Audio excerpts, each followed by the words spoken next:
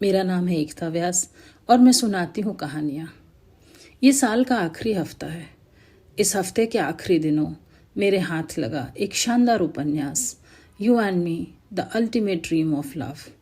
इस उपन्यास को पढ़ते वक्त मुझे प्रेरणा मिली कि इसके कुछ संवाद मैं आपके साथ साझा करूं। तो सुनिए। हालात कुछ ऐसे बने कि मुझे अहमदाबाद की खुशहाल जिंदगी छोड़कर लॉस एंजलिस के कैलिफोर्निया जाना पड़ा। पिछले 35 सालों से मैं यहीं पर रहता हूँ। इन दिनों में भारत आने का सिर्फ 2 बार मौका मिला और 2 बार ही मैं अपने शहर की हवाओं में सांस ले सका। पर कोई मलाल नहीं है। मेरा देश, मेरा शहर अब भी मेरी आत्मा में बसता है।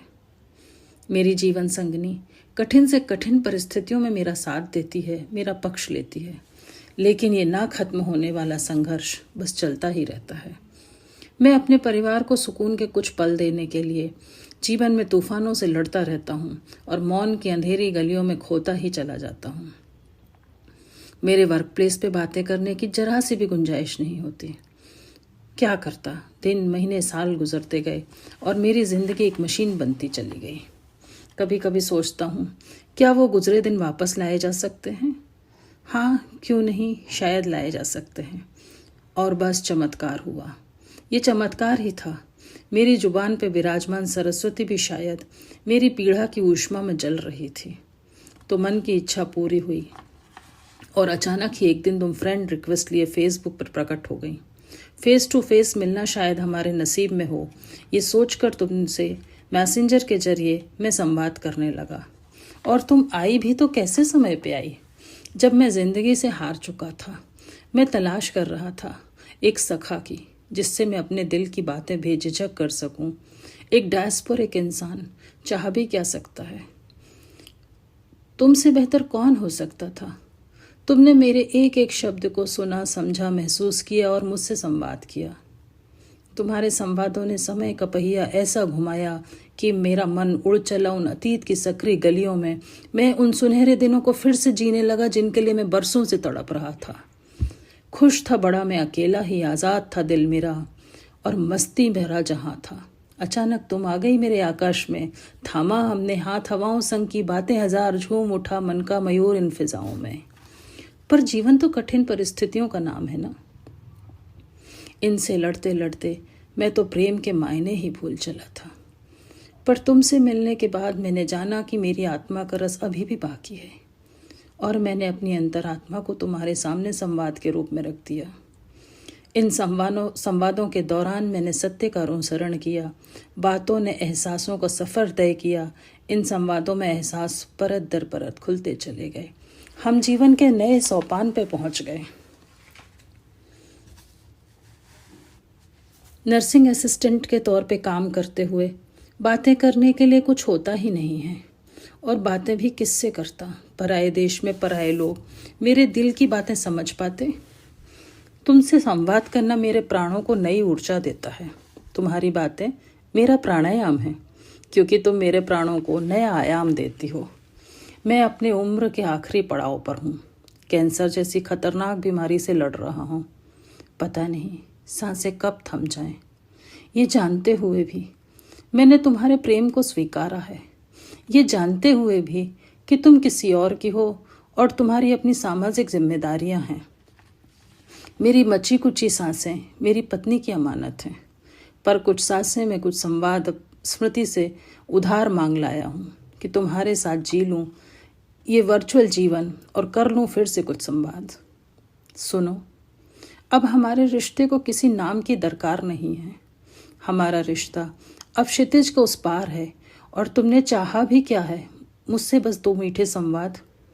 और मैं तुम्हें दे भी क्या सकता हूँ, बस कुछ मीठे संवाद। 45 साल का सफ़र, 9300 माइल की दूरी और सामाजिक रिश्तों की सीमा रेखा के पार। तुम सिर्फ मेरी अंतिम सांसों को कुछ विराम देने आई हो। जिस तरह मैंने दिल खोलकर अपने दुख दर्द बांटे, उसी तरह तुमने भी आत्मीयता से साझा की अपने दिल की बातें। शायद 75 की उम्र में कुछ लोगों को इन संवादों में गलती लगे, पर यह हमारी आत्मा के हित में था। तुम्हारे संवाद मुझे मेरे शहर की उन सक्रिय गलियों में ले गए जिनकी धुंधली तस्वीर अब भी मेरी आंखों में है।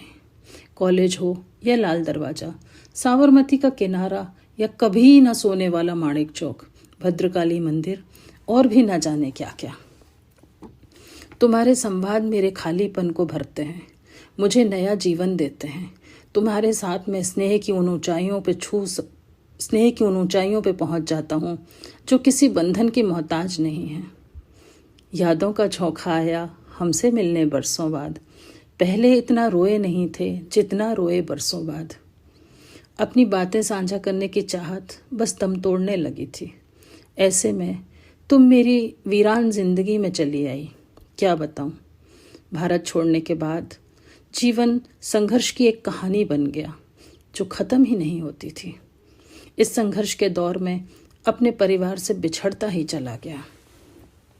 मैं रात को काम पे जाता और मुंह अधेरे वापस आता। स्मृति सुबह सवेरे काम पे जाती और रात की कालिमा में वापस आती। अक्सर हमारे बीच सन्नाटा पसरा रहता। संवाद की कमी किसी भी जीते जागते रिश्ते को ख़त्म कर सकती है, और वो संवाद ही है जो किसी भी भूले विसरे रिश्ते को फिर से जीवंत कर सकता है, जैसा कि हमारा रिश्ता। ऊपर से मुस्कुराती हुई, अंदर से तुम कितने दुख दर्द समेटे हुए हो मेरी सखी, फिर भी मजबूत सहारा हो तुम।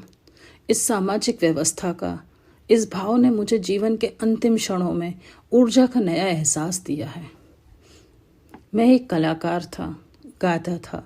अभिनय, नाटक, फिल्में, गीत, गजल, यही सब मेरा जीवन था। इन सब से बिछड़कर मुझे बिना एहसासों वाले बर्फीले देश में लापटका, जहाँ मेरे अंदर का कलाकार लगभग अंतिम सांसें ले रहा था। मैं इस डायस्पोरिक जीवन से थक चुका था। बस उस महाशक्ति में मिल जाना चाहता था जिसे तुम ईश्वर कहती हो। खुशबू जैसे लोग मिले अफसाने में, एक पुराना खत खोला अनजाने में। हाँ, तुम पुराना खत ही थी जो अनजाने में आकर मुझे मिल गई थी। तुम्हारे खतों ने मेरी अंतिम सांसें आसान कर दी। मैंने अपना अंतिम समय ऐसे जिया जैसे सारी जिंदगी न जी सका था। एहसास, उल्लास से परिपूर्ण अपने देश की यादों में तुम्हारे संवादों के सहारे मुझे मिली एक जीवंत मौत। शेष फिर कभी नहीं, तुम्हारा अश्विन। ये थे कुछ संवाद जो अश्विन ने मल्लिका से किए थे बहुत सालों के बाद। अगले एपिसोड में हम सुनेंगे कि मल्लिका ने अश्विन से क्या संवाद किए। तब तक के लिए सुनते रहिए।